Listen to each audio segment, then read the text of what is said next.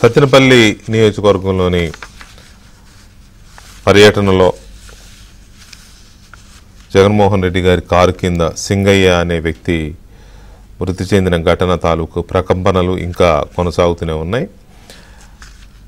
ఆ కేసులో ఇప్పటికే కొంతమందిని పోలీసులు అదుపులోకి తీసుకున్నారు. ఇంకా జగన్మోహన్ రెడ్డికి కూడా నోటీసులు ఇచ్చారు. ఆ వెహికల్ని స్వాధీనం కూడా చేసుకున్నారు. దర్యాప్తు కొనసాగుతోంది. అయితే ఈ కేసులో జగన్మోహన్ రెడ్డితో పాటు ఇంకా కొంతమంది కూడా కారులో ఉన్న వాళ్ళను కూడా నిందితులుగా చేరుస్తూ పోలీసులు కేసు నమోదు చేశారు. వీళ్ళంతా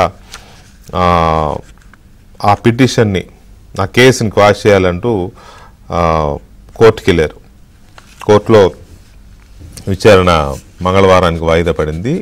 యాక్చువల్గా నిన్ననే కోర్టు మంగళవారానికి వాయిదా వేస్తే కాదు, వెంటనే ఇది అవ్వాలి, మాకు రక్షణ కావాలంటే ఇవాళ ఉదయానికి వేసి మళ్ళీ ఇవాళ ఉదయం కోర్టు మంగళవారానికి వాయిదా వేసింది. ఏంటి అసలు ఈ కేసులో ఏం జరుగుతోంది, ఎందుకు ఇది ఇంతగా ముదిరి పెద్దదైంది, జగన్మోహన్ రెడ్డి ఈ విషయంలో నిర్లక్ష్యంగా ఎందుకు వ్యవహరించారు, నిర్లక్ష్యంగా వ్యవహరించడము లేక అనుకోకుండా ఒక ప్రమాదం జరగడం వరకు కొంతవరకు సరే, ప్రమాదం అంటేనే ప్రమాదవశాత్తు జరుగుతుంది కాబట్టి కొంతవరకు మనం ఇది చేసుకోవచ్చు. కానీ చెబుతున్నా వినకుండా పోలీసులు కొన్ని నిబంధనలు పెడితే ధిక్కరించి బాధ్యత గల పదవిలో ఉండి బాధ్యత గల పదవిలు నిర్వహించి మీరెవరు నాకు చెప్పేది, నాకెవరు చెప్పడానికి ఎవరు లేరు భూమి మీద అన్న తరహాలో వ్యవహరించడం వల్ల జరిగిన ఒక విషాదం ఇది.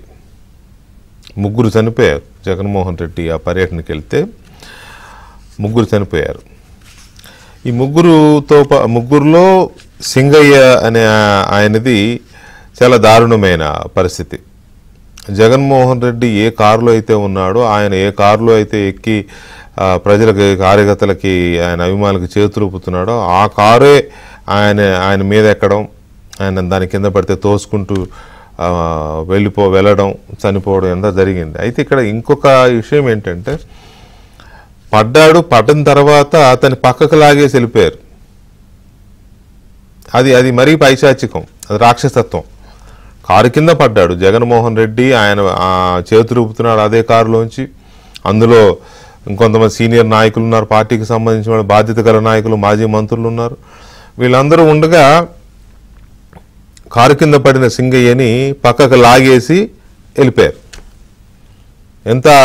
ఎంత పైశాచికత్వం అనుకోవాలి. అది పడడము ప్రమాదవశాత్తు అని చెప్తున్నారని అనుకుందాం కాసేపు. మరి పక్కకు లాగేసి వెళ్ళిపోవడం ఏంటి? అదే కారులో ఎక్కించుకుని హాస్పిటల్కి తీసుకెళ్ళాలి కదా జగన్మోహన్ రెడ్డి గారు, లేదా ఇంకో కారు వెంటనే మాట్లాడి హాస్పిటల్ పంపించాలి కదా. కాన్వాయ్లో 100 కార్లు తెచ్చినాయి, ఏదో కారులు పంపించవచ్చుగా, పంపలా. ఇప్పుడు ఏదో సన్నాయి నొక్కలు, మమ్మల్ని నచ్చేస్తున్నారు, కక్ష సాధింపు, ఈ ఫౌల్ గేము, లేకపోతే ముసలిగా నీళ్లు, లేకపోతే దొంగ ఏడుపులు ఇప్పుడు కూడిపెట్టవు. నీ కారు కింద పడిన వాడిని నువ్వు ఎప్పుడైతే పక్కకు లాగేశావో అక్కడే నీ అరాచకత్వం బయటపడిపోయింది. ఇప్పుడు నువ్వేం చెప్పినా అది జనం ముందు ప్రజాకోర్టులోనూ నిలవదు, అసలు కోర్టులోనూ నిలవదు.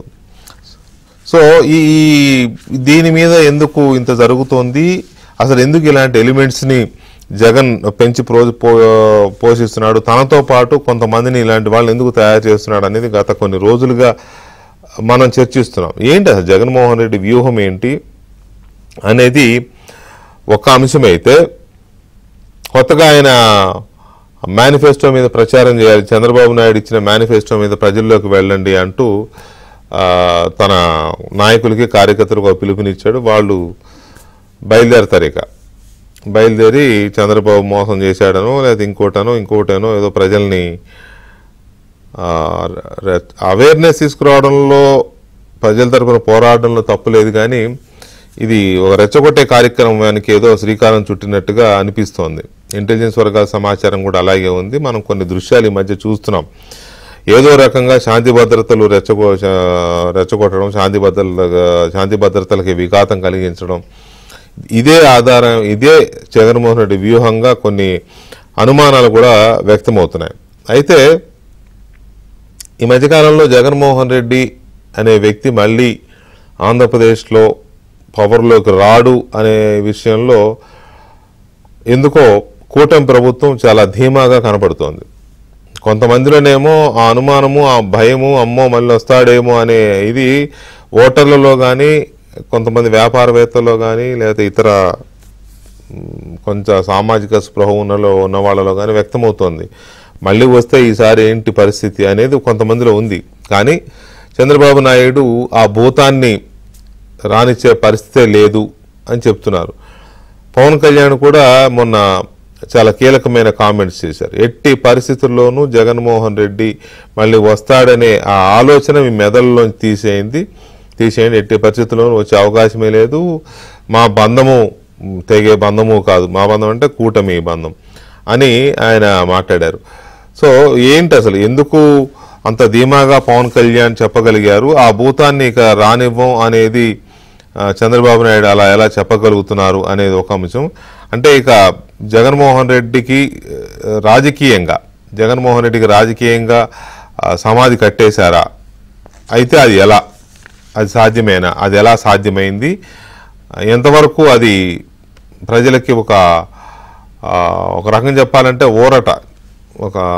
ఊరట కలిగించే అంశమే. జగన్మోహన్ రెడ్డికి మళ్ళీ అవకాశం లేదు అనేది ఒక ఊరట కలిగించే అవకాశమే. అదేంటి ఎలా అనేది మనతో మాట్లాడడానికి టీడీపీ శాసనసభ్యులు రఘురామకృష్ణరాజు గారు లైవ్లో ఉన్నారు. వారితో మాట్లాడదాం. రఘురామరాజు గారు నమస్కారం. నమస్తే వెంకటకృష్ణ గారు. ముందుగా ఈ సత్తెనపల్లి సంబంధించి సత్తెనపల్లి విలేజ్కి వెళ్ళారు కదా, ఆ విలేజ్కి వెళ్ళి అక్కడ జరిగిన ఘటన మీద, ఆ ఘటన జరిగిన తర్వాత మనం మాట్లాడలేదు, దాని మీద మాట్లాడి వాళ్ళు చెప్తున్న అవన్నీ చూస్తూ ఉంటే ఆ ఎదురుదాడి కానీ లేకపోతే ఆ ముసలి కన్నీళ్లు కానీ ఇటువంటివి చూస్తుంటే ఏమనిపిస్తోంది? అది కరెక్టేనా? వాళ్ళు చెప్తున్న మాటల్ని ఎంతవరకు యాక్సెప్ట్ చేయొచ్చు? అంటే అది డెఫినెట్గా యాక్సిడెంట్ జరిగింది. యాక్సిడెంట్ జరిగిన తర్వాత మరి హాస్పిటల్కి తెలిసి జరిగినా తెలియక జరిగినా హాస్పిటల్కి తీసుకెళ్లే రెస్పాన్సిబిలిటీ ఆ హ్యుమానిటీ ఉన్న వాళ్ళు ఎవరైనా సరే ఆ స్టెప్ తీసుకుంటారు. మరి దానికి నేను చూసింది అంటే అది నిజమా అబద్ధమా కానీ ఒక వివరణ నేను చూసింది, మేము తీసుకెళ్తాము అని అంటే వైఎస్ఆర్ కాంగ్రెస్ పార్టీ వాళ్ళు లేదు పోలీసు వాహనంలోనే తీసుకుని వెళ్ళాలి, పోలీసు వాళ్ళు తీసుకొచ్చిన అంబులెన్స్లోనే, అందుకని మమ్మల్ని తీసుకెళ్ళనివ్వలేదు అని ఒక స్టేట్మెంట్. అది నిజమా అబద్ధమా అన్నది నాకు తెలియదు. బట్ ఏది ఏదైనప్పటికీ కూడా ఆ గాయపడ్డ వ్యక్తిని, తీవ్రంగా గాయపడ్డ వ్యక్తిని హాస్పిటల్కి తీసుకెళ్లకుండా ఇన్హ్యూమన్గా అలాగా వదిలేయటం అనేది డెఫినెట్గా సభ్య సమాజం దాన్ని హర్షించదు. అక్కడ ఉన్నది జగన్మోహన్ రెడ్డి కావచ్చు, నేను కావచ్చు, ఎవరైనా కూడా ఒక ప్రమాదం జరిగినప్పుడు మనకి తెలిసినప్పుడు ఆ హిట్ అండ్ రన్ లాగా కాకుండా బాధ్యత వహించి హాస్పిటల్కి తీసుకెళ్ళటం, మనం చేయగలిగిన సహాయం చేయటం అనేది అది హ్యూమన్ ధర్మం, మానవ ధర్మం, గుడ్ హ్యూమన్ బీయింగ్ ధర్మం. అక్కడ వాళ్ళు ఫెయిల్ అయ్యారనేది ప్రత్యక్షంగా అందరూ చూడటం జరిగింది. పోలీసు వాహనంలోనే తీసుకెళ్ళాలి అనే ఒక ఫౌల్ ఆర్గ్యుమెంట్ ని అసలు అదేంటంటే తప్పించుకోవడానికి చేసిన స్టేట్మెంట్ లో, ఇప్పుడు సపోజ్ మీరు ఉన్నారు సార్, మీరు మీ కాన్స్టిట్యున్సీలోనో లేకపోతే ఎక్కడికో వెళ్తున్నారు, ఎక్కడో రోడ్డు పక్కన ఒక చిన్న యాక్సిడెంట్ అయిందో, పెద్ద ఆయనకో ఏదో దెబ్బలు తగిలినాయి, లేకపోతే ప్రాణాపాయ స్థితిలో ఉన్నాడు, వెంటనే మీ కాన్వాయ్లో ఒక వెహికల్లో తీసుకుని వెళ్ళిపోరా హాస్పిటల్కి? పోలీసులు రావాలని కూర్చుంటారు అక్కడ బాధితులు? లేదు, అంటే అక్కడే పోలీసులు ఉన్నారు కనుక ఆ పోలీసులు మేము పంపిస్తామని అబ్జెక్ట్ చేశారు అన్నట్టుగా మాట్లాడారు. ఎందుకంటే అదే ప్రదేశంలో పోలీసులు ఉన్నారు కాబట్టి బహుశా వాళ్ళ ప్లీ తీసుకుని ఉండొచ్చు. పోలీసులు అబ్జెక్ట్ చేశారా, అసలు ఇది తీసుకెళ్లి ప్రయత్నం చేశారా లేదా అనేది మనకు తెలియదు. But later on if at all if it is a screen play, ఆ రకంగా అక్కడున్న పాత్రధారులను బట్టి అక్కడ పోలీస్ పాత్రధారులు కూడా ఉన్నారు కాబట్టి perhaps they were taken that plea అయి ఉండొచ్చు. బట్ ఏది ఏమైనా సరే హాస్పిటల్కి తీసుకెళ్లకుండా దెబ్బతిన్న వ్యక్తిని అలా వదిలేయటం అనేది అమానవీయం, అమానుషం. అంతవరకు ఎటువంటి అనుమానం అక్కర్లా ఎవరికి కూడా. అది ఎవరో కూడా హర్షించరు. అది అలా చేసి ఇదేదో కక్ష సాధింపు, మా మీద తప్పుడు కేసులు పెడుతున్నారు, మమ్మల్ని వేధిస్తున్నారు అని చెప్పి మళ్ళీ తగుదనమ్మా అని ఈ రకమైన స్టేట్మెంట్లు ఇవ్వడము, దీన్ని ఎలా చూడాలి మరి? అంటే వాళ్ళ పాయింట్ ఆఫ్ వ్యూలో ఒక కేసు రిజిస్టర్ అయినప్పుడు మాకు తెలియకుండా జరిగింది అనేది వాళ్ళ స్టాండ్ వాళ్ళు తీసుకుంటారండి. అందులో వాళ్ళు స్టాండ్ తీసుకుంటూ తప్పు, వాళ్ళు సెల్ఫ్ డిఫెన్స్ తీసుకోకూడదు అని మనం చెప్పలేం. కానీ డెఫినెట్గా ప్రజల ఎదురుగుండా మీరు ఇందాక అన్నారు చూసారా, మీ ప్రియాంబుల్లో ఆ ప్రజా కోర్టు అనే పదం వాడారు చూసారా, ఆ ప్రజా కోర్టు అనే దాంట్లో డెఫినెట్గా ఆ ప్రజా తీర్పు డెఫినెట్గా వ్యతిరేకంగా ఉంటుంది. కోర్టు తీర్పులు వేరుగా ఉంటాయి, ప్రజా తీర్పులు వేరుగా ఉంటాయి. సో కాబట్టి ప్రజా కోర్టులో డెఫినెట్గా జరిగిన అన్యాయం అందరూ చూశారు, అందరి మైండ్లో అది నిక్షిప్తమై ఉంది. బట్ చట్టం వరకు వచ్చేటప్పటికి అది బిఎన్ఎస్ 105 కింద వస్తుందా లేదంటే 282 కింద వస్తుందా, దేని కింద వస్తుంది అనేది అది వారి లాయర్ల ప్రతిభ and the understanding of the honourable judge. అది లోవర్ కోర్ట్ అవ్వచ్చు, హైకోర్టు అవ్వచ్చు, వారి విచక్షణ మీద అది ఆధారపడి ఉంటుంది. బట్ డెఫినెట్గా జరిగింది. ఎస్, మీరు ఇందాక చాలా కరెక్ట్గా చెప్పారు మీ ప్రియాంబుల్లో. ప్రమాదం అంటే అదే మరి. యాక్సిడెంట్ అంటే మరి అనుకోకుండా జరిగేదాన్నే, ఊహించకుండా జరిగిన దాన్ని ప్రమాదం అని అంటారు. కావాలని ఎవడో అలా తొక్కడు, కానీ అలాగా ఆడు పడ్డో కావాలని కారు కింద, ఎవడో కూడా కారు కింద పడినోడిని అలాగా చంపాలి అనే ప్రయత్నం కూడా ఎవరు చేయరు. బట్ అది ప్రమాదం జరిగిన తర్వాత వాళ్ళు ప్రవర్తించిన తీరు మానవీయ కోణంలో ఉందా, అమానవీయ కోణంలో ఉందా అనేది ఇంపార్టెంట్. అది డెఫినెట్గా అమానవీయ కోణంలో ఉన్నదన్నది నిజం. అది న్యాయ పరీక్షలో వీళ్ళు ఊహించుకుంటున్న శిక్షలకి తాగుంటుందా లేదా అనేది మరి రేపు 1వ తారీఖు వరకు మనం చూడాలి. ఇక్కడ మానవీయమా అమానవీయమా అనేది ఒక యాంగిల్ అయితే రాజు గారు, అక్కడ బాధ్యతగా ప్రవర్తించకపోవడము అనేది చట్టాన్ని అట్రాక్ట్ చేసే అంశం. అది బిఎన్ఎస్ 105 సెక్షన్ కావచ్చు, లేదా ఇంకోటి కావచ్చు. బాధ్యతగా వ్యవహరించారా లేదా బాధ్యతగా వ్యవహరించలేదా, నిబంధనలను అతిక్రమించారా అనేది చాలా కీలకమైన పాయింట్. దీని మీద ఏ సెక్షన్స్ తీసుకునే అవకాశం ఉంది, ఎలాంటి చర్యలు ఉంటాయి? రఘురామరాజు గారు, ఇక్కడ మానవీయం అమానవీయం అనేది ఒక ఆస్పెక్ట్ మీరు చెప్పినట్టు, కానీ ఇక్కడ బాధ్యతగా వ్యవహరించకపోవడం అనేది చట్టం దృష్టిలో ఉండే వ్యవహారం. ఇక్కడ ఒకటి, ఆయన అదే వెహికల్లో ఉన్నాడు, నేను ఈ మాట అన్నానని నన్ను వాళ్ళు కొంతమంది ట్రోల్ కూడా చేశారు, వాళ్ళ పార్టీ అధికార ప్రతినిధులు. ఓకే, చేశారు, కానీ ఆయన వెహికల్లో ఉండి చేతులు ఊపుతున్నాడు. సహజంగా పొలిటికల్ ర్యాలీస్లో జులూస్ తీసేటప్పుడు ఏ నాయకుడు ఉన్న వెహికల్ అయినా నడుస్తున్నప్పుడు చేతులు ఊపడాలు ఇట్లాంటివి ఉండవు, ఇక్కడ ఆపుతారు, ఆపి ఇది చేస్తారు. ఆయనేమో చేతులు ఊపుతున్నాడు, లోపలేమో నాయకులు ఉంటారు, డ్రైవర్ ఏమో వెహికల్ నడిపిస్తూనే ఉంటాడు, కింద పడినట్టే ఉంటాడు, ఆడి మెడ మీదకి ఇది ఎక్కేస్తూ ఉంటుంది. అంటే ఇది ఒకటి బాధ్యత రాహిత్యం. రెండవది పక్కకు లాగేసి వెళ్ళిపోవడం తెలిసి కూడా. ఇది ఒక రకంగా ఎందుకు చట్టాన్ని అట్రాక్ట్ చేయదు అనేదే ఇప్పుడు చర్చ జరుగుతోంది. ఎందుకు వీళ్ళని కఠినంగా శిక్షించకూడదు అనేది. అంటే 105 బిఎన్ఎస్ వెంకటకృష్ణ గారు, if the act is done with the intention to cause death అనేది అక్కడ స్పష్టంగా ఉంది 105లో. అతన్ని చంపాలి అని చంపితే ఆర్ చచ్చిపోతాడని తెలిసినా కూడా if you go head with that accident, అప్పుడు డెఫినెట్గా 5 సంవత్సరాలు కనీస కారాగార శిక్ష అనేది అందులో ఉంది. ఇప్పుడు ఇక్కడ డెఫినెట్గా వాళ్ళు తీసుకుని ప్లీ ఏముంటుంది అంటే, జగన్మోహన్ రెడ్డి గారు ఒక పక్క నుంచి చూపుతున్నాడండి చేతులు, ఇంకొక సైడు డ్రైవరు ఉన్న సైడు అది ఉంది. సో అతనికి జగన్మోహన్ రెడ్డి గారికి ఇటు రైట్ సైడ్ ఈ టైర్ కింద రైట్ సైడ్ టైర్ కింద ఏముంది అనేది తెలిసే అవకాశం డెఫినెట్గా తక్కువ. ఎవరన్నా చెప్పారా చెప్పలేదా అనేది మనం ఎవరో స్పాట్లో లేమో మనకి తెలీదు. బట్ ఇది నాకున్న లీగల్ నాలెడ్జ్లో ఇది 105 అట్రాక్ట్ అవుతుందా అన్నది I have my own doubts. 105 attract అవ్వకపోవచ్చు డెఫినెట్, బట్ 281 డెఫినెట్గా అట్రాక్ట్ అవుతుంది.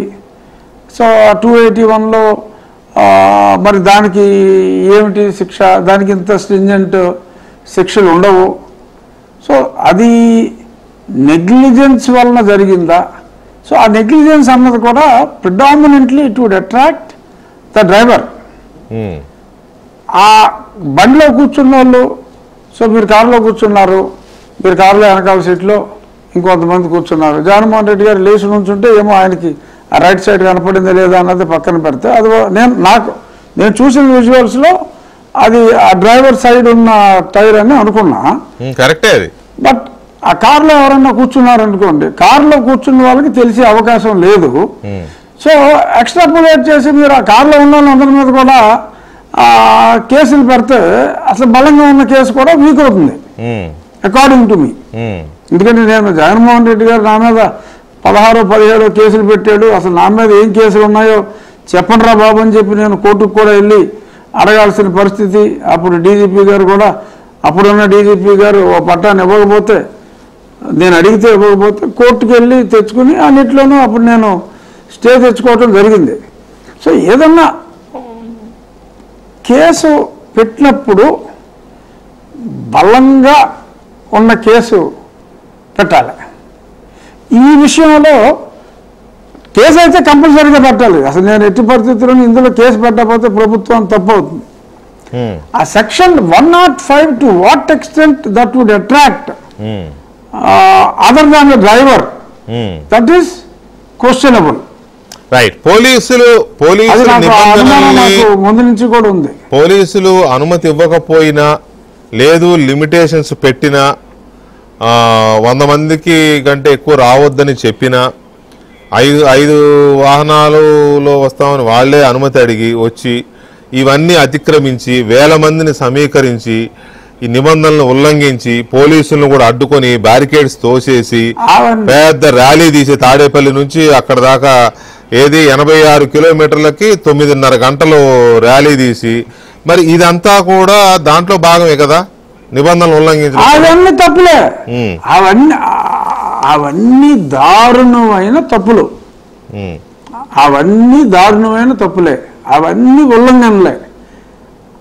ఆ ఉల్లంఘనల కింద పెట్టాలి మనం కేసులో, మనం కాదు, మీరు. Not under 105 BNS. అదే మనం కాదు, మేము కాదు అనుకోండి. నేను మీరంటే పార్టీ అధికారంలో ఉన్నారు కాబట్టి మీరే, మేము కాదు. అదే మీరు కాదు, నేను కాదు, ఆ రకంగా. కానీ మనం ఏంటంటే we are only discussing on one aspect అంతే. ఓకే. డెఫినెట్ గా పర్మిషన్, అనుమతి లేకుండా అలాగా సభలో నిర్వహించడం అనేది నేరం. అది ఎంత నేరమో డెఫినెట్ గా అప్పటి ముఖ్యమంత్రి జగన్మోహన్ రెడ్డి గారికి తెలియని విషయం కాదు. సెక్షన్ 30 అనేది ఆయనే తీసుకొచ్చి మరి చాలా మంది ఎటువంటి మీటింగ్లు పెడతానికి వీలు లేదని చెప్పి అప్పుడు ఆయన తీసుకొచ్చారు. కాబట్టి ఆ చట్టాల గురించి ఆయనకి పూర్తి అవగాహన ఉంది. ఆ రకంగా అలా రావటం, మరి 6 కార్లకి పర్మిషన్ ఇస్తే మరి 100 కార్లలో మరి అంతమంది రావటం. సరే, ఆయన చెప్పింది ఏంటంటే ఏదో పేపర్లోనే చూసా, ఆ మాత్రం ఊహించుకోలేరా, ఇంత ప్రజాదరణ ఉన్న నాయకుడు వస్తే ఆ మాత్రం ఊహించుకోలేరా అంటే ఎలా? మీకు ఎంతమంది అనుమతి ఇచ్చారో అంతమందిని రాకుండా చూసుకోవాల్సిన బాధ్యత మరి ఎవరైతే అనుమతి కోరారో వాళ్ళ మీద ఉంటుంది. బట్ అది వదిలేసి మరి ఇలా చేసినప్పుడు డెఫినెట్గా దాని వరకు డెఫినెట్గా చర్యలు తీసుకోవాలి. మళ్ళీ మళ్ళీ అటువంటి సంఘటనలు జరగకుండా చూసుకోవాలి కూడా. రైట్. మనం ఇప్పుడు ఇంకొక టాపిక్లోకి వస్తే క్లారిటీ ఉండాలి. ఇంకొక టాపిక్లోకి వస్తే ఇటీవల కాలంలో లోకేష్ గారు కానీ వీళ్ళంతా చాలా సందర్భాల్లో మాట్లాడిన మాటలు ఏంటంటే, ఈ పారిశ్రామికవేత్తలు పెట్టుబడిదారులు భయపడుతున్నారు, ఈ జగన్ మళ్ళీ వస్తాడేమో అని భయం ఉంది, మా రాష్ట్రానికి వచ్చి ఇన్వెస్ట్మెంట్లు పెట్టండి అంటే జగన్ రాడని బాండ్ పేపర్ రాసిస్తారా అని కూడా అడుగుతున్నారు అని లోకేష్ గారు కూడా స్వయంగా అన్నారు కదా. చంద్రబాబు నాయుడు గారు కూడా భయపడి వస్తున్నారని చంద్రబాబు నాయుడు కూడా అన్నారు. అయితే ఇప్పుడు ఏమంటున్నారు, అయితే ఈ ఫర్ దట్ మ్యాటర్ కొంతమంది సామాన్య ప్రజల్లో కానీ పౌరుల్లో కానీ ఒక భయం అయితే లేకపోలేదు. ఈ చర్చ జరుగుతుంది, అమ్మో మళ్ళీ వస్తే ఈసారి అసలు నరమేధమే జరుగుతుందేమో అనే భయం కూడా లేకపోలేదు.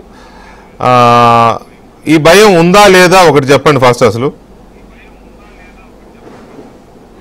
అంటే పారిశ్రామికవేత్తలకు స్టేబుల్ గవర్నమెంట్ ఉండాలని కోరుకోవటం సహజం అండి, అందులో ఎటువంటి అనుమానం లేదు.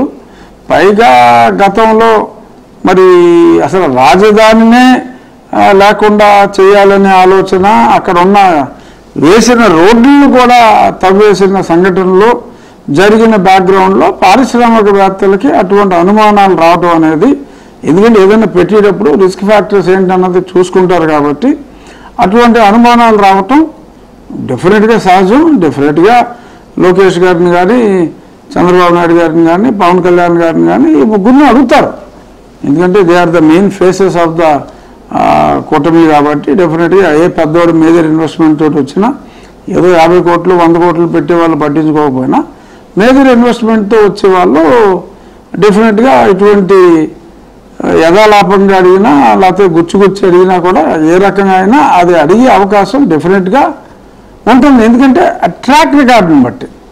మరి గతంలో సామాన్య ప్రజల వీళ్ళలో కూడా భయం కొంతమందిలో ఉంది కదా, అక్కడక్కడ ఎక్స్పెక్ట్ చేస్తున్నారు కదా, ఉందా అట్లాంటిది ఉందా లేదా? అంటే కాదండి, అటువంటి భయం ప్రజల్లో ఉండబట్టే అల్టిమేట్గా ఓటు అనే ఆయుధంతో మరి ఈ కూటమి ప్రభుత్వం ఆర్ నేను ఒక ఎమ్మెల్యేగానే నేను ఇప్పుడు మీ సమావేశంలో ఉన్నాను అనుకుంటే మా కూటమి ప్రభుత్వం పరిపాలనలోకి వచ్చింది. No doubt. సో డెఫినెట్గా ఇప్పుడు మేము అంటే మళ్ళీ అనవసరంగా నాకు రోజులో క్లాష్ వచ్చేస్తుంది. సో ఈ ప్రభుత్వం, ఈ కూటమి ప్రభుత్వం ఇప్పుడు పనిచేస్తున్నట్టుగానే ఇంకో 4 సంవత్సరాలు ఇలాగే చక్కటి ప్లానింగ్తో ఇలాగే అభివృద్ధి కార్యక్రమాలు సాధ్యమైన మేర అతి త్వరగా ఇంప్లిమెంట్ చేయాలి అనే సదుద్దేశంతో సంక్షేమ కార్యక్రమాలు ఒకదాని తర్వాత ఒకటి ఇలాగే జరుపుకుంటూ వెళ్తే డెఫినెట్గా ఇదే ప్రభుత్వం ఉండే అవకాశాలు చాలా ఎక్కువగా ఉంటాయి. ఎందుకంటే ఇక్కడ ప్రిడామినెంట్గా ఉన్న ఈ దేశంలో పరిపాలిస్తున్న భారతీయ జనతా పార్టీ కావచ్చు, ఇక్కడ ఈ రాష్ట్రంలో ముఖ్య పార్టీలుగా ఉన్న Telugu Desam party or Janasena party, ఈ 3 కలిసి ఉన్నాయి, కలిసి ఉండాలి అని చాలా గట్టిగా కలిసి ఉంటాము అని చెప్తున్న బ్యాక్గ్రౌండ్లో డెఫినెట్గా ఈ ప్రభుత్వమే కంటిన్యూ అవుతుంది అన్న నమ్మకం ప్రజల్లో ఉంటుంది కాబట్టి ఇబ్బంది ఉండదు. అదే నమ్మకం పారిశ్రామికవేత్తలకు కూడా ఉంటుంది. మేము వచ్చేస్తున్నాం అని చెప్పి ప్రతి పార్టీకి వచ్చేస్తున్నాం అనేది చెప్తారు. సో బట్ దాన్ని ప్రజలు ఎలాగ విశ్వసించట్లేదో ఆ పారిశ్రామికవేత్తలు కూడా విశ్వసించరు అని నేను విశ్వసిస్తున్నాను. కూటమికి నాయకత్వం వహిస్తున్న చంద్రబాబు నాయుడు గారు ముఖ్యమంత్రి గారు కానీ, లేకపోతే ఉప ముఖ్యమంత్రిగా ఉన్న పవన్ కళ్యాణ్ గారు కానీ పారిశ్రామికవేత్తలకి, పెట్టుబడిదారులకి, లేకపోతే అన్ని వర్గాల ప్రజలకి, లేకపోతే ఇలాంటి భయాందోళనలు ఎవరుకునే వాళ్ళకి ఒక భరోసా ఇచ్చే ప్రయత్నం అయితే చేస్తున్నారు. నో డౌట్ ఆ ధీమా కూడా కనపడుతోంది, పవన్ కళ్యాణ్ గారిలో కనపడుతోంది. చంద్రబాబు నాయుడు గారు అయితే ఫర్మ్గా చెప్తున్నారు, ఆ భూతాన్ని సమాధి చేసేస్తామని, రాజకీయంగా చేసేస్తామని. అయితే ఇటీవల మొన్న జరిగిన ఫిక్కీ సదస్సులో చంద్రబాబు నాయుడు గారు పారిశ్రామికవేత్తలను ఉద్దేశించి ఆ మాట చెప్పారు. అలాంటి ఈవిల్, యాంటీ డెవలప్మెంట్ ఈవిల్స్ రావు కాదు అని చెప్పే ప్రయత్నం చేసి అది ఇంగ్లీష్లో ఉంది ఆయన స్పీచ్. అయితే దానికి కొద్ది రోజుల ముందే జరిగిన నా ఇంటర్వ్యూలో ఇంకా స్పష్టంగా ఆయన ఆ భూతాన్ని రానివ్వను అని చెప్పారు. ఆయన ఏమన్నారు అనేది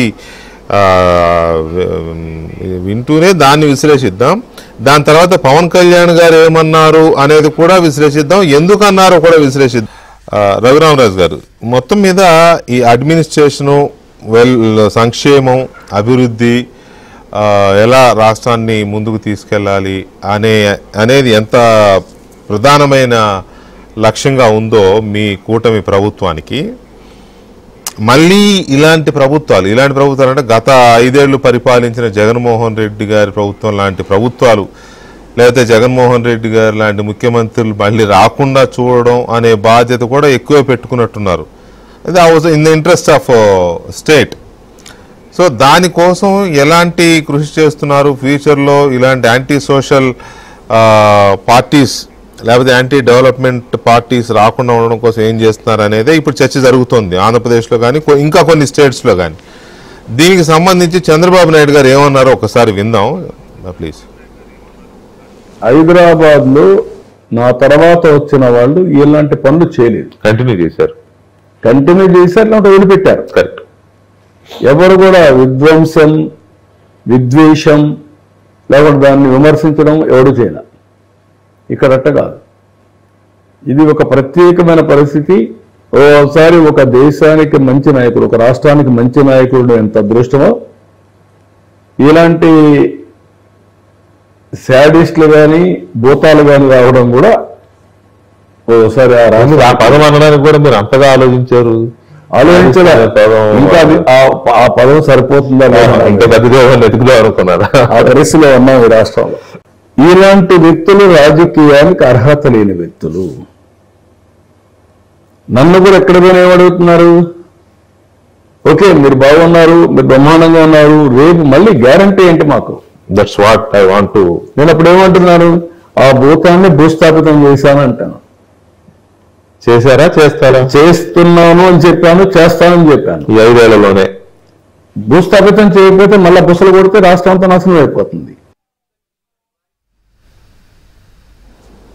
అది పరిస్థితి. అది చేస్తాను అన్నారు, చేస్తానని చెప్తున్నాను అంటున్నారు, చేయకపోతే బుసలు కొడితే రాష్ట్రం నాశనం అయిపోద్దని అంటున్నారు. అంటే చంద్రబాబు నాయుడు గారు దాన్ని కొంచెం సీరియస్గా తీసుకున్నట్టే కనబడుతోంది. మీరు బాధితులు జగన్మోహన్ రెడ్డి గారికి, తర్వాత కొంచెం కీన్గా అబ్జర్వ్ చేస్తున్నారు కదా. ఆ భూతం అంటే ఇక్కడ జగన్మోహన్ రెడ్డి గారిని వ్యక్తిగా చూడట్లా, మనం రాజకీయ పార్టీ నాయకుడిగా, మాజీ ముఖ్యమంత్రిగా అట్లా చూస్తున్నాం కదా.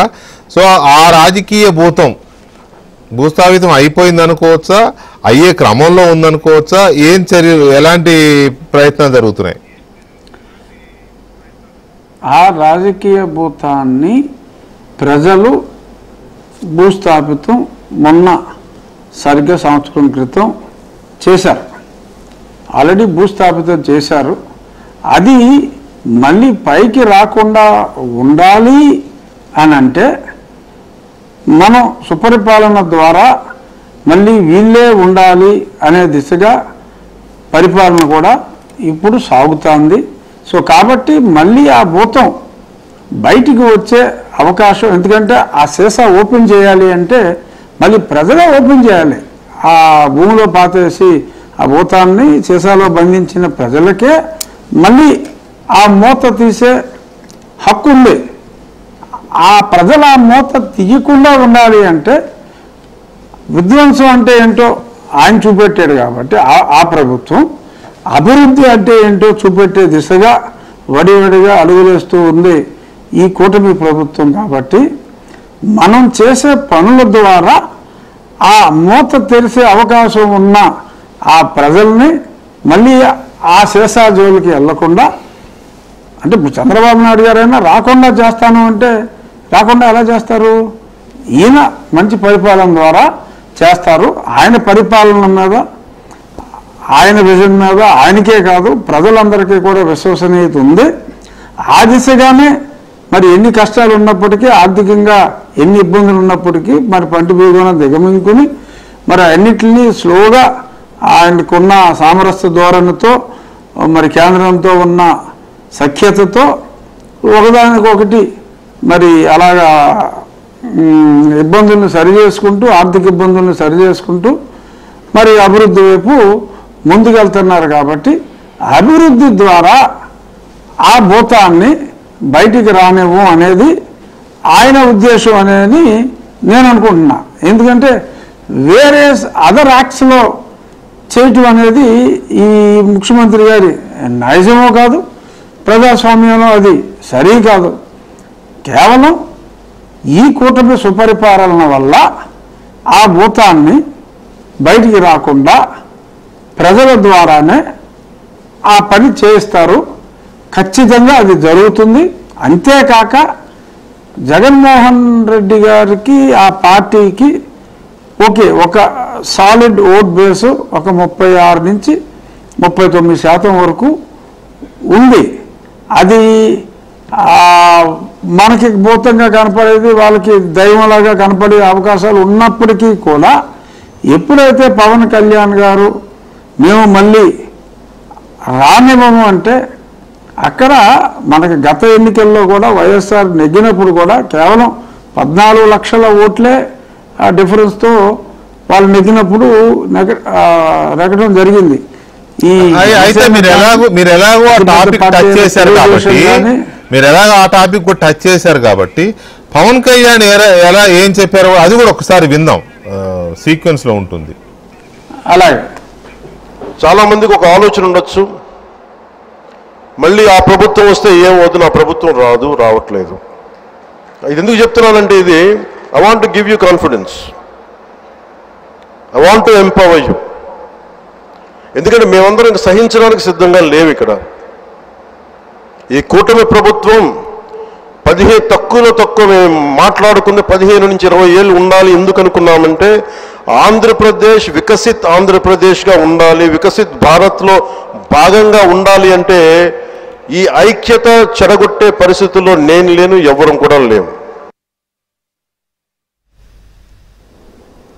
సో ఇది ఒక క్రూషియల్ పాయింట్. ఈ క్రూషియల్ పాయింట్ ఏంటి అంటే, పవన్ కళ్యాణ్ చెప్పిన దాంట్లో ఇది మనసుల్లోంచి తీసేయండి, మళ్ళీ ఆ ప్రభుత్వం వస్తుంది, ఆ ప్రభుత్వం అంటే జగన్మోహన్ రెడ్డి పార్టీ మళ్ళీ అధికారంలోకి వస్తుందనే ఆలోచన తీసేయండి అని చెప్తున్నారు. ఎందుకు? మేము ఎలాగైనా సరే మినిమం 15 to 20 years కూటమి అధికారంలో ఉండాలని మేము ప్లాన్ ప్రకారం చేసుకున్నాం, ఆ రకంగా మేము ముందుకెళ్తున్నాం అనేది పవన్ కళ్యాణ్ చెప్తున్న మాట. ఇప్పుడు మీరు చెప్పింది వాస్తవం, 36 నుంచి 39% జగన్మోహన్ రెడ్డికి ఓటు బ్యాంక్ ఉంది. ఎన్నికల్లో వచ్చిన ఓట్లు అవి.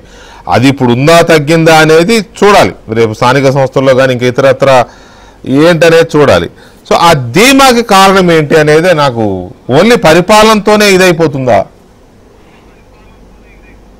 కాదండి, పరిపాలన ఈజ్ ద మెయిన్ ఆస్పెక్ట్. ఏది ఓటర్ల వరకు వచ్చేటప్పటికి అదే ఇందాక పవన్ కళ్యాణ్ గారు చెప్పింది. డెఫినెట్గా మనం విడిపోతే, మన ఓట్లు విడిపోతే ఆ 40 అలాగే, ఆ 39 అలాగే ఉన్నా, ఇది 3 ముక్కలుగా విడిపోతే ఆ 39 అనేది పెద్ద అంకెగా మారే ప్రమాదం ఉంది. కాబట్టి అటువంటి ప్రమాదం ఏమాత్రం రాకుండా, అంటే మనం అతను 39 అలాగే ఉందనే మనం భావించుకోవాలి. ఆ 39 అలా తగ్గితే మంచిదే, ప్రజల్లో అవేర్నెస్ వస్తే మంచిదే. బట్ అది అలాగే ఉందనుకున్నప్పటికీ కూడా ఆ నెంబర్ కన్నా మన కలిసి ఉన్న నెంబరు చాలా గ్యాప్ ఉంది మనకి.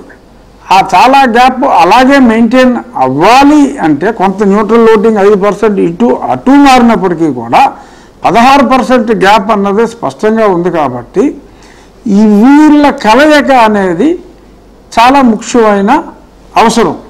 ఆ కలయికతో ప్రజలకి ఒక నమ్మకం వస్తుంది, పారిశ్రామికవేత్తలకి నమ్మకం వస్తుంది. కాబట్టి పవన్ కళ్యాణ్ గారు సమయోచితంగా ఆ ధైర్యం మీకు ఉండాలి, నేను రానివ్వను అంటే,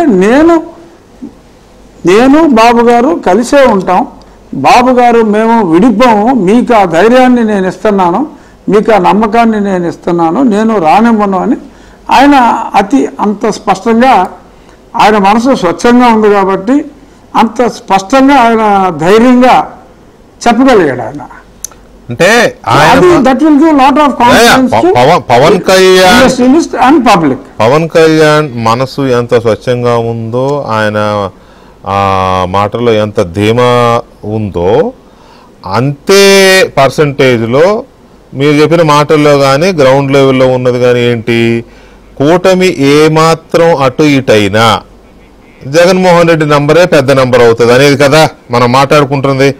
ఇప్పుడు కూటమి అయ్యే అవకాశం వాస్తవం, అది అవకాశం ఏంటి, వాస్తవం అది. ఇప్పుడు మొన్న ఎలక్షన్స్ లో తెలుగుదేశం పార్టీకి ఇండివిజువల్ గానే 130 సీట్లు వచ్చాయి, ఎక్కువ సీట్లు వచ్చాయి, ఎక్కువ ఓట్లు వచ్చాయి, నో డౌట్. కానీ over a period of time anti incumbency సహజంగా ఎవరికైనా వస్తుంది. కూటమిగా లేకపోతే జగన్మోహన్ రెడ్డి బలవంతుడుగా ఉండే అవకాశం ఉందని మనకు కనపడుతోంది. కాబట్టి ఈ సుపరిపాలన, ఈ అభివృద్ధి 2019 నుంచి 2014 నుంచి 19 దాకా చంద్రబాబు నాయుడు అభివృద్ధి చేయలేదనా దాని ఉద్దేశం? 19లో జగన్మోహన్ రెడ్డి రావడానికి అంటే 19లో జగన్మోహన్ రెడ్డి రావడానికి జగన్మోహన్ రెడ్డి తను నాకు ఒక అవకాశం ఇవ్వమని ఒక హ్యూమన్ ఎలిమెంట్ని టచ్ చేయడంతో పాటు నేను ఎన్నో ఇది చేస్తాను అది చేస్తాను అని చెప్పి ఆ మనుషులకున్న ఇప్పుడు ఈ బెట్టింగ్ యాప్లు, లోన్ యాప్ల్లో ఎలాగ చిక్కుకుంటున్నారో అలాగా ఒక రకమైన నేను ఈ రకంగా చేస్తాను, నాకు అవకాశం ఇవ్వండి అని చెప్పి తను ప్రజల్ని కన్విన్స్ చేయగలిగాడు. ఎప్పుడైనా సరే మీరు ఒకసారి ఒకరిని కన్విన్స్ చేయటం సులభం. సో ఆ లైఫ్ లైన్ ఆయన వాడేశాడు. సో కాబట్టి ప్రజలు ధైర్యంగా ఉండొచ్చు, పారిశ్రామికవేత్తలు ధైర్యంగా రావచ్చు అనేది నా అభిప్రాయం. రైట్. అయితే అంతవరకు అది ఒక ఆస్పెక్ట్ అయితే రెండో ఆస్పెక్ట్ లో ఎందుకు జగన్మోహన్ రెడ్డి విషయంలో ప్రభుత్వం మెతక వైఖరిని అవలంబిస్తోంది అనే చర్చ ఎందుకు జరుగుతుంది? ఎందుకంటే చాలా అక్రమాలు, చాలా స్కాములు జరిగాయి గడిచిన 5 ఏళ్లలో అని మీరు అందరూ మాట్లాడారు కదా. మొత్తం కూటమి పార్టీలు అన్నీ మాట్లాడాయి, పెద్ద పెద్ద నివేదికలు తీసుకెళ్లి ఢిల్లీ ఇచ్చి వచ్చారు అందరూ, ఇదంతా జరిగింది కదా. ఇంతవరకు లిక్కర్ స్కామ్ ఇంకా అక్కడ దాకా వెళ్ళాల, తాడేపల్లి తలుపులు కొట్టల లిక్కర్ స్కామ్. ఇప్పుడు మనం మొన్న ఇది చూస్తే ఈ సింగయ్య కారు కింద పడింది చూస్తే అది ఏంటో అట్లా ఇట్లా రకరకాల ఎవరి ఆర్గ్యుమెంట్స్ వాళ్ళకు ఉన్నాయి. మధ్యలో ఇంకా ల్యాండ్ స్కాము, శాండ్ స్కామ్, అన్నిట్లోనూ తాడేపల్లి నుంచే సిగ్నల్స్ వెళ్ళాయని తెలిసినా కూడా దర్యాప్తులు తాడేపల్లి దాకా వెళ్ళట్లా. ఎలక్షన్ల ముందు మొత్తం హడావుడి జరిగిపోయిన ఎవరు ముంబై నటి జత్మాని ఆ కేసు ఎక్కడ దాకా వచ్చిందో తెలియదు.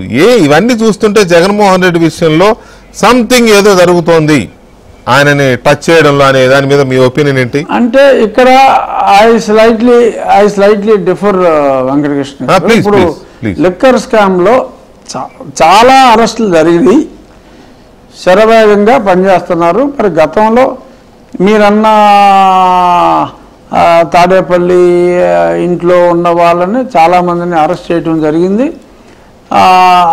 ఎప్పుడైతే ఎవరైతే కింగ్ పిన్ అని అనుకుంటున్నారో ఆ కింగ్ పిన్ని అరెస్ట్ చేయాలి అని అంటే వాళ్ళు చర్యలు వీళ్ళని అరెస్ట్ చేసినట్టు అరెస్ట్ చేయాలి అంటే ఎవిడెన్సెస్ అన్నీ లేకుండా వీళ్ళందరి దగ్గర కలెక్ట్ చేయకుండా ఇప్పుడు డైరెక్ట్గా తొందరపాటు చర్య తీసుకుంటే మనకున్న న్యాయశాస్త్రం ప్రకారం బెయిల్ వచ్చే అవకాశాలు చాలా ఎక్కువగా ఉంటాయి.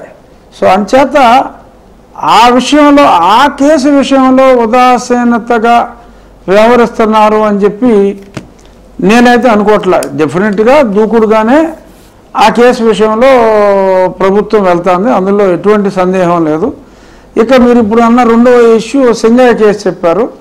అకార్డింగ్ టు మీ ఆ సింగయ్య కేసులో ఈ న్యాయ పరిధి కన్నా ప్రజా కోర్టులో డిస్కషన్ అనేదే ఇంపార్టెంట్ తప్ప అందులో ఏదో పెద్ద శిక్ష పడిపోతుంది, అంటే కారులో పక్కన కూర్చున్నోడి మీద అంత శిక్ష పడుతుంది, డ్రైవర్ ఎవరో రమణారెడ్డి ఎవరో ఉన్నారు, డ్రైవర్ కాకుండా జగన్మోహన్ రెడ్డి మీద అందులో పెద్ద కేసు ఉందని చెప్పి నేను సింగయ్య కేసు, సింగయ్య చనిపోవడం గురించి ఆ కేసు ఒక్కటే మాట్లాడడం లేదండి. చాలా కేసులు గడిచిన ప్రభుత్వ హయాంలో ల్యాండ్ శాండ్ అసలు ఒకటి కాదు. అక్కడ పెద్దిరెడ్డి గారికి సంబంధించిన అక్కడ land scams, Sajjala Ramakrishna Reddy scams.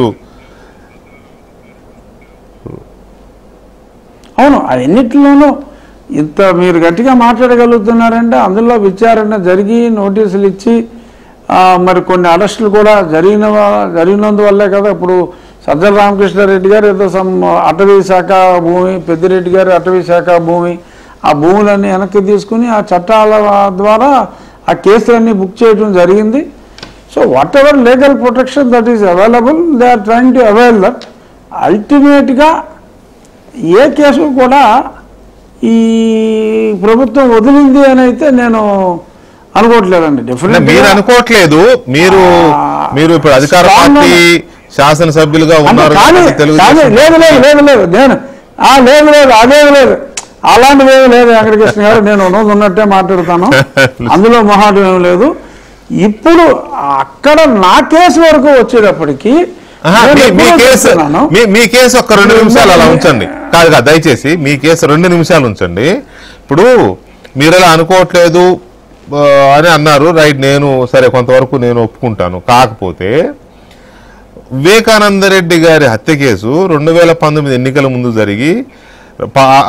జరిగిన తర్వాత చంద్రబాబు నాయుడు గారి చేతిలో ఇప్పుడు కత్తి పెట్టి వాడుకున్నారు కదా దాన్ని. గడిచిన 5 ఏళ్ళు చంద్రబాబు నాయుడు గారు మొత్తుకుంటానే ఉన్నారు, నా పేరు వాడుకున్నారు, వాళ్ళే చంపారు మొత్తం అన్ని పార్టీల నాయకులు అన్నారు కదా. సిబిఐకి ఎంక్వైరీ జరిగింది కదా. ఇప్పుడు అధికారంలోకి వచ్చి 1 year అయిపోయింది. ఈ అధికారంలోకి వచ్చిన తర్వాత కూడా చంద్రబాబు నాయుడు గారు 100 సార్లు అన్నారు, వాళ్ళు చిన్నాన్నని వాళ్ళే చంపుకుని నా మీద నెట్టేసి సింపతి గెయిన్ చేశారు, వాళ్ళే చంపారని. ఏ కూటమి ప్రభుత్వమే కదా, ఢిల్లీలో ఉన్నది బీజేపీ, ఎన్డీఏనే, ఇక్కడ ఉన్నది ఎన్డీఏనే. ఆ కేసు ముందుకెళ్ళదు. ఇవన్నీ చూస్తే ప్రజలకు ఏమనిపిస్తుంది? ఆ కేసు సిబిఐ డీల్ చేస్తుంది. సిబిఐ ఏమో ఒక లెవెల్ ఆఫ్ ఛార్జ్ షీట్ని వాళ్ళు వేయటం జరిగింది. డెఫినెట్గా ఆ కేసులో మరి అది రాష్ట్ర ప్రభుత్వ ఉదాసీనత అని మనం అనటానికి ఏమాత్రం నేను రాష్ట్ర ప్రభుత్వ ఉదాసీనత అనట్లా, ఎన్డీఏ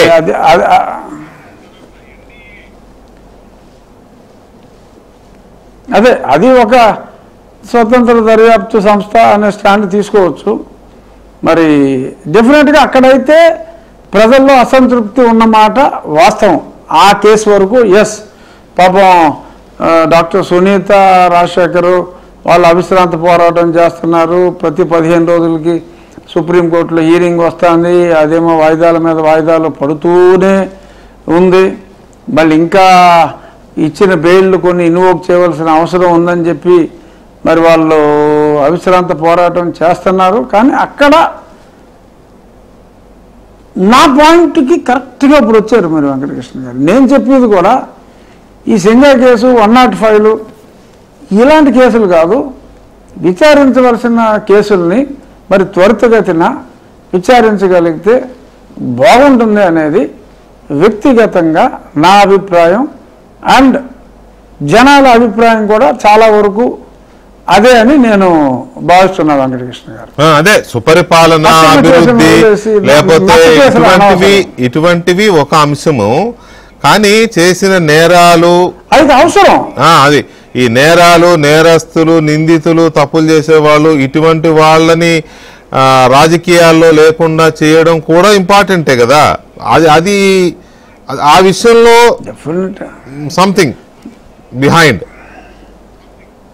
అంటే రాష్ట్ర ప్రభుత్వం డైరెక్ట్గా డీల్ చేయవలసిన కేసుల్లో ఒక్క నన్ను కొట్టిన కేసులో తప్ప ఇంకెక్కడా పెద్దగా ఉదాసీనత అయితే లేదండి. మరి అది కేంద్ర ప్రభుత్వ సంస్థ చేస్తుంది, అక్కడ ఉదాసీనత స్పష్టంగా కనపడుతున్న మాట వాస్తవం. రైట్. ఇప్పుడు మీ కేసుకు వద్దాం. ఇక మీ కేసు గురించి ఇందాక మీరు చెప్తున్నారు, అది కూడా చెబుతూ మీ కేసులో అప్పటి ఇంటెలిజెన్స్ చీఫ్గా ఉన్న పిఎస్ఆర్ ఆంజనేయులకి ముందస్తు బెయిల్ ఇవ్వడానికి కోర్టు నిరాకరించింది కదా, ఆ పరిణామాన్ని ఎలా విశ్లేషించు? అవును,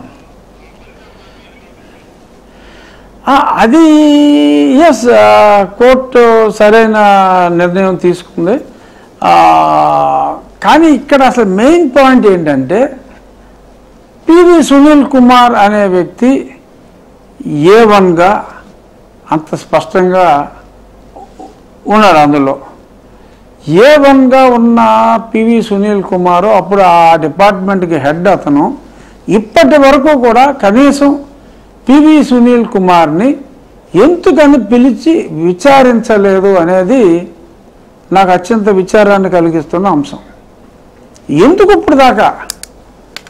సరే, అతను ఏదో ఆర్గనైజేషన్ ఉంది, నాకేదో అంబేద్కర్స్ ఇండియా మిషన్ అని ఆయన ఏదేదో మాట్లాడుతూ ఉంటాడు. నేను చిటికేస్తే మరి కొన్ని లక్షల మందో కొన్ని కోట్ల మందో వస్తారని ఏదో చెప్తూ ఉంటాడు అతను. మరి అతను మాట్లాడే మాటలకి మరి ఏదన్నా మరి కొంతమంది ఏమైనా వెరపు చెందుతున్నారా అనేది నాకు అర్థం కదా. ఇప్పుడు ఓకే, నో డౌట్ కింద నుంచి ఎంక్వైరీ చేసుకుంటూ వచ్చి అప్పుడు ఆయన దాకా వెళ్తారు అని అనుకోవటానికి, అంటే ఇందాక మీ కంపారిజన్ ఏదైతే మీరు లోటస్ పాండ్ అని అన్నారో ఆర్ సమ్ ప్యాలెస్ అని అన్నారో, ఆ ప్యాలెస్ అన్న వ్యక్తి ఎఫ్ఐఆర్లో లేడు. అతను ఎఫ్ఐఆర్లో లేడు, ఇంకా ఈయన పెట్టిన ఎఫ్ఐఆర్లో. సో ఎఫ్ఐఆర్లో లేని వ్యక్తి దగ్గరికి ఎందుకు వెళ్ళలేదు అంటున్నారు. ఎఫ్ఐఆర్లో A1 కింద ఉన్న వ్యక్తిని ఇప్పుడు దాకా ఎందుకు పిలవట్లేదు అని చెప్పి నేను పదే పదే ప్రశ్నిస్తున్నప్పటికీ కూడా ఇప్పుడు దాకా పిలవరా. సంవత్సరం అయింది ఎఫ్ఐఆర్ అయ్యి, సంవత్సరమే ఇంకొక 10 రోజులు అయింది. ఎందుకని కనీసం ఇప్పుడు మరి ఈ సీతారామరాజులైనా ఎందుకు అనుమానం వచ్చి మరి ఆయన యాంటిసిపేటరీ బెయిల్కి వెళ్ళాడో, మరి A2గా ఉన్న అతను వెళ్ళాడు, కానీ A1గా ఉన్న PV Sunil Kumar he did not even apply for anticipatory bail. వెయ్యలా. ఏంటా ధీమా? అంటే ఇప్పుడు దాకా పిలవలేదు కాబట్టి నన్ను పిలవరన్న ధీమా, ఆ ధీమా ఏంటి అనేది డెఫినెట్గా నేను ఎన్నోసార్లు మాట్లాడుతున్నా. అదే నేను అంటున్నది కూడా అదే రఘురామరాజు గారు, నేను అంటున్నది కూడా ఆల్రెడీ హత్య జరిగిపోయిన వివేకానంద రెడ్డి గారి హత్య కేసు దర్యాప్తు ముందుకెళ్ళదు. మిమ్మల్ని చంపడానికి కిడ్నాప్ చేసి తీసుకెళ్లి చంపేయాలని చూశారని మీరు స్వయంగా చంపేయడానికి ప్రయత్నించారని మీరు స్వయంగా ఆరోపణ చేసిన మీ కేసు ముందుకెళ్ళదు. మీ కేసులోనూ A3 మాజీ ముఖ్యమంత్రి A3గా ఉంది మీ కేసులో. A3 ఆ కేసు అంటే చచ్చిపోయిన ఆయన కేసు ముందుకెళ్ళదు, బతుకున్న మీ కేసు ముందుకెళ్ళదు, మధ్యలో ఇంకా చాలా కేసులు ముందుకెళ్ళవు. ఎవడో ఒకడు తిడుతూనే బోల్డని పెట్టాడు, ల్యాండ్ స్కామ్ అన్నాడు, ల్యాండ్ సెటిల్మెంట్లు అన్నారు, ఇసుక దోపిడీ అన్నారు, డ్రగ్స్ అన్నారు, గంజాయి అన్నారు, ఏది ప్రూవ్ చేయలేకపోయారు కదరా అని ఒకడు పెట్టాడు. అంటే ఆడే తిడుతూ ఆడే పెట్టాడు ఇవన్నీ. అంటే చూడండి, సో ఇవన్నీ చేయకపోతే భూతం మీరు సీసాలో బంధించినా లేకపోతే ఎక్కడ బంధించినా అది ప్రయోజనం ఉంటుందా అనేది ఈ డిబేట్ యొక్క సారాంశం.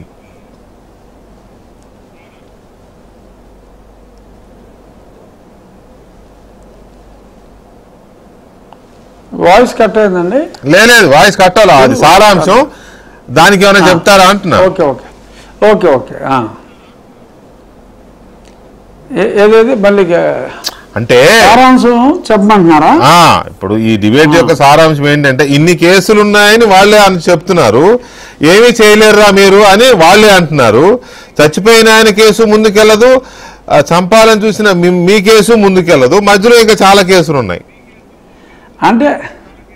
అంటే ఈ 2 కేసులు తప్ప మిగిలిన అన్ని ముందుకెళ్తున్నాయి అనేది నా అభిప్రాయం.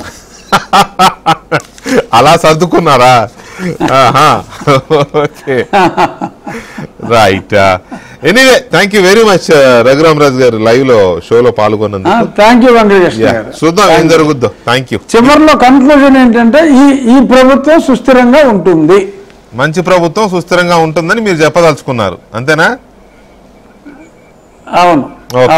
Okay, all the best. చూద్దాం, అలాగే ఉండాలని కోరుకుందాం. Thank you. థ్యాంక్స్ అండి. Thank you sir. ఇది ఇవాళ special live show with Raghu Rama Krishna Raju. మళ్ళీ రేపు కలుద్దాం.